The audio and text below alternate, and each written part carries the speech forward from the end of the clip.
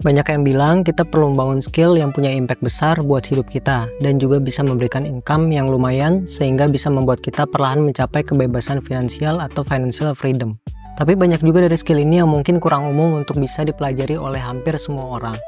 Dan kadang sebagian dari kita jadi bertanya-tanya, skill apa yang relevan dengan kondisi ekonomi kita saat ini, di mana semakin banyak kesempatan kita untuk dapat menghasilkan dari dunia digital. Namun skill ini juga harus cukup mudah untuk dipelajari oleh siapapun. Di video ini, saya mau share 7 high impact dan high income skill yang beberapa tahun saya coba untuk bangun tanpa perlu untuk menempuh pendidikan formal terlebih dahulu. Skill-skill ini umumnya bisa dipelajari oleh siapapun, dan setelah kita pelajari, kita juga bisa langsung implementasi skill tersebut untuk membuka potensi income kita. Oke, skill yang pertama yaitu skill membangun personal brand.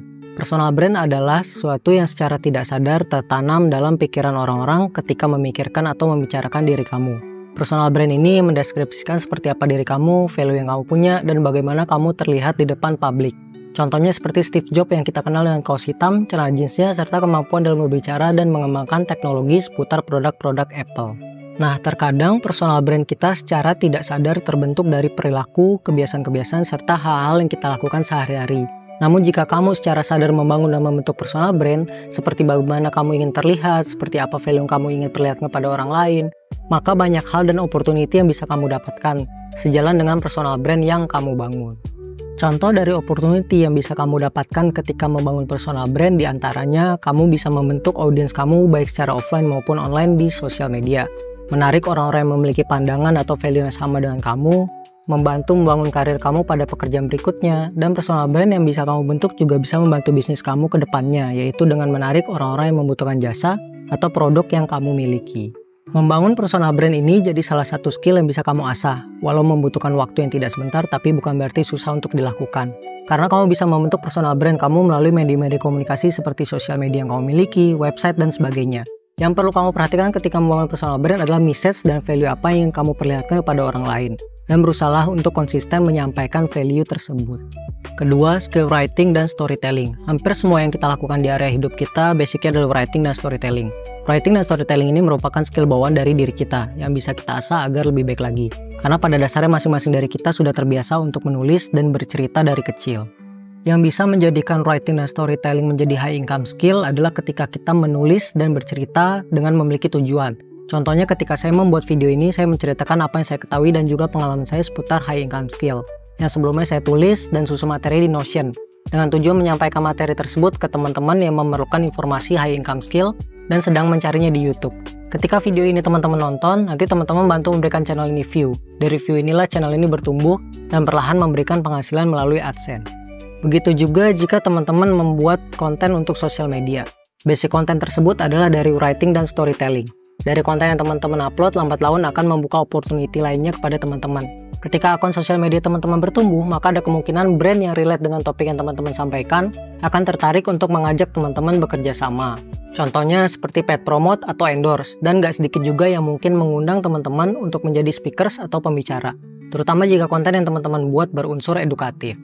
Contoh opportunity lain dalam hal writing dan storytelling yaitu teman-teman bisa menulis buku atau e-book, menulis blog atau membuat course dengan materi yang sudah teman-teman tulis dan susun secara berurutan. Teman-teman bisa membuka opportunity mendapatkan income dari hal tersebut. Karena bisa jadi materi yang sudah teman-teman susun dapat menjadi problem solving bagi orang lain yang rela untuk membayar agar masalah mereka terselesaikan. Ada 5 tips untuk writing dan storytelling ini agar memiliki tujuan yang jelas teman-teman. Yaitu pertama, ketahui siapa audiens kamu. Kedua, pikirkan apa goal dari cerita yang mau kamu sampaikan. Ketiga, pilih waktu dan tempat yang pas untuk menyampaikan cerita kamu, contohnya di sosial media. Keempat, gunakan hook yang menarik untuk mendapatkan atensi audiens. Kelima, cobalah lebih personal dengan melibatkan emosi dan gunakan body language dalam menyampaikan cerita dan story. Jadi jika kita memanfaatkan skill dengan writing dan storytelling ini dengan baik, maka 2 skill ini bisa menjadi high income skill buat teman-teman. Ketiga, kemampuan untuk melakukan atau skill to do. Ini adalah salah satu skill yang menurut saya paling penting di antara skill-skill lainnya. Basically, setiap hal yang ingin kita lakukan berawal dari ide teman-teman. Entah itu membangun YouTube channel, melaksanakan sebuah project, membangun bisnis, atau apapun yang kita inginkan. Kemungkinan besar berawal dari ide. Nah, ketika teman-teman memiliki ide yang hebat, maka ide tersebut akan benar-benar menjadi hebat ketika teman-teman mengimplementasi. Kemampuan untuk implementasi ini didasari oleh skill untuk melakukan, karena jika tidak dilakukan atau dieksekusi, maka ide tersebut hanya akan sekedar menjadi sebuah mimpi yang bisa hilang atau sirna.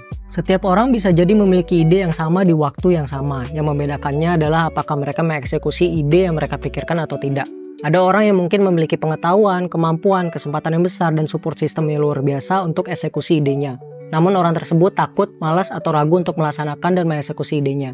Maka orang tersebut akan kalah dengan orang yang mungkin memiliki kapabilitas yang lebih sedikit, pengetahuan yang tidak seberapa, dan support system yang kurang, tapi punya keinginan besar dan kemampuan untuk melaksanakan dan mengeksekusi ide-idenya.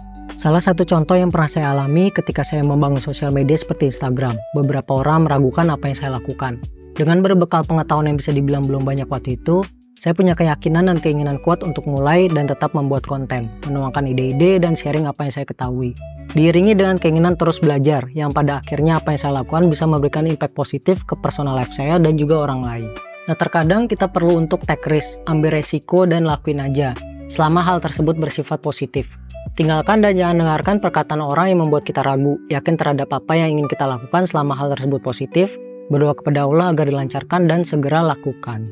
Skill untuk mengorganisir. Kemampuan untuk mengorganisir atau mengatur sesuatu bisa masuk ke dalam berbagai aspek, seperti mengatur dokumen, file atau notes, dan juga kemampuan untuk komunikasi, delegasi, dan sebagainya. Ketika saya sekolah, saya belum menemukan tools yang bagus untuk melakukan dan menyimpan pencatatan atau taking notes dengan baik. Saya masih menggunakan tools bawaan dari Microsoft Windows, yaitu Microsoft Office, seperti Microsoft Word, Excel, PowerPoint, ataupun Notepad. Sehingga banyak dokumen yang pada akhirnya tidak terorganisir dengan baik. Dan untuk alat berkomunikasi secara online saat itu hanya menggunakan Yahoo Messenger, Google Chat, atau BlackBerry Messenger.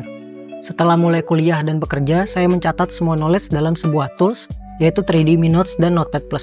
Sampai ketika saya mulai membuat konten beberapa tahun lalu, saya mulai mengenal aplikasi all-in-one workspace seperti Trello, Airtable, dan Notion. Tools ini sangat powerful, bisa memanage project, manage data, dan juga melakukan pencatatan seperti membuat to-do list, content planning, scripting konten, taking notes, dan masih banyak lagi yang bisa dilakukan oleh tools-tools ini. Dan saat ini hampir 90% saya menggunakan Notion untuk melakukan aktivitas yang berhubungan dengan pencatatan dan penyimpanan data seperti mencatat apa yang saya ingin pelajari atau pikirkan, mencatat hal yang berkaitan dengan knowledge yang lagi saya bangun atau pelajari, personal project seperti membuat konten sosial media, menuliskan ide, scripting digital product seperti ebook, atau mencatat progres online shop saya, Etsy. Notion juga punya kemampuan untuk sharing data yang kita simpan kepada orang lain. Contohnya skrip konten yang saya tulis ini, ketika sudah masuk fase editing, bisa saya share ke video editor agar diakses di akun Notion mereka sebagai bahan proses editing video. Saya juga mulai mengimplementasikan apa yang diajarkan oleh Tiago Forte di bukunya yang berjudul Building a Second Brain, yaitu bagaimana kita membangun second brain kita atau simpelnya mengorganisir apa yang kita pikirkan, ketahui, dan bahkan mengorganisir sumber-sumber informasi yang kita kumpulkan untuk mendukung daily life kita. Building second brain ini dibagi menjadi 4 kategori, yaitu project, area, resource, dan archive. Untuk detail dari buku Building a Second Brain, insya Allah akan saya bahas di video terpisah. Jadi, skill untuk mengorganisir ini perlu teman-teman pelajari. Ini sangat membantu teman-teman untuk terbiasa menyimpan dan mengorganisir data secara baik dan terstruktur. Memudahkan teman-teman untuk mencari data saat dibutuhkan, dan juga memudahkan sharing knowledge atau handover kepada teman kuliah, rekan kerja, atau partner bisnisnya teman-teman. Skill desain dan video editing. Saat ini ada 2 technical skill yang sangat dibutuhkan terutama dalam industri kreatif, yaitu desain dan video editing. Kedua skill ini sangat membantu dalam proses penyampaian informasi kepada orang-orang yang membutuhkan atau menjadi target audiens dari tercapainya informasi tersebut. Dengan desain dan juga video editing, penyampaian informasi menjadi lebih menarik, atraktif, karena banyak dari kita akan lebih mengerti jika mendapatkan penjelasan dalam bentuk audio dan visual. Era kreator ekonomi sudah berjalan beberapa tahun ini, dan sudah banyak sekali teman-teman kita yang mulai belajar desain dan juga video editing. Bahkan banyak yang semakin mempertajam kedua skill ini untuk bersaing dalam industri kreatif. Contohnya dalam membuat konten, baik dengan tujuan membangun personal brand, membangun brand, atau mungkin hanya sekedar sebagai dokumentasi pribadi dari learning journey mereka, yang mereka share di sosial media agar bisa mendapatkan feedback dari orang lain, dan bahkan konten tersebut malah memberikan manfaat juga untuk orang lain. Teman-teman yang tertarik dengan desain dan ingin perlahan-lahan mencoba belajar, teman-teman bisa menggunakan tools-tools yang mudah dan user-friendly, contohnya seperti Canva. Atau jika teman-teman ingin style desain yang lebih expert dan ingin mengasah skill desain dengan tools yang memiliki fitur yang kompleks, teman-teman bisa coba atau Adobe Photoshop, Photopea, atau berbagai tools lainnya. Begitu juga dengan teman-teman yang ingin mengasah skill video editing. Teman-teman bisa coba tools gratis seperti CapCut untuk memulai, dan jika ingin ke level yang lebih kompleks lagi, teman-teman bisa menggunakan DaVinci Resolve, Adobe Premiere, Filmora, atau Final Cut Pro. Tapi beberapa dari tools ini biasanya berbayar ya. Nah, jika kita sudah menguasai skill editing dengan memberikan sedikit sentuhan editing di konten sosial media yang berbentuk video, seperti Reel, Short, Long YouTube video, ataupun TikTok video, maka kita bisa membuat audiens kita menjadi lebih tertarik untuk melihat video yang kita posting, dan meningkatkan retensi tonton dari video tersebut. Dan jika teman-teman menguasai dua skill ini, nggak menutup kemungkinan ada orang yang tertarik dengan style desain atau video editingnya teman-teman, lalu menanyakan teman-teman apakah memiliki jasa desain atau editing untuk kebutuhan mereka. Jadi dari dua skill ini, yaitu desain dan video editing, sangat bisa membuka sumber income baru saat ini. Sosial media analitik. Setiap sosial media memiliki tools analitik masing-masing. Nah, buat kamu yang sudah bisa memanfaatkan sosial media bukan sekedar untuk posting personal life, tapi juga memanfaatkan sosial media sebagai sumber income atau bisnis, sangat penting untuk mempelajari tools analitik yang disediakan oleh masing-masing sosial media, agar kamu bisa lebih memahami dan mengetahui konten seperti apa yang diminati oleh audiensnya kamu. Dengan mengasah skill sosial media analitik, kamu bisa mempersiapkan materi konten, baik untuk membangun audiens ataupun untuk mempromosikan produk atau jasa kamu dengan lebih baik lagi, terstruktur, terencana, serta sesuai dengan target audiensnya kamu. Jadi jangan lupa asah skill sosial media analitik kamu, manfaatkan sosial media sebaik-baiknya sebagai salah satu sumber income-nya kamu. Digital marketing adalah salah satu strategi marketing atau pemasaran produk, jasa, brand, ataupun personal brand yang dilakukan melalui media digital berbasis online, seperti komputer, laptop, smartphone, tablet, dan device lainnya. Satu skill yang saya coba dalami dalam 5 tahun terakhir. Dari belajar digital marketing, saya banyak belajar bagaimana menjual produk fisik, memanage sosial media klien, memarketkan personal brand yang saya bentuk, menjual digital produk buatan saya sendiri yaitu ebook, Instagram Growth Strategy, secara automation menggunakan website yang saya bangun sendiri, menggunakan Meta Ads, lalu menjual produk digital ke market luar negeri melalui Etsy. Bahkan diundang untuk mengisi webinar di universitas yang juga event webinar diselenggarakan oleh marketplace. Banyak sekali kesempatan yang saya dapatkan dari belajar digital marketing, teman-teman.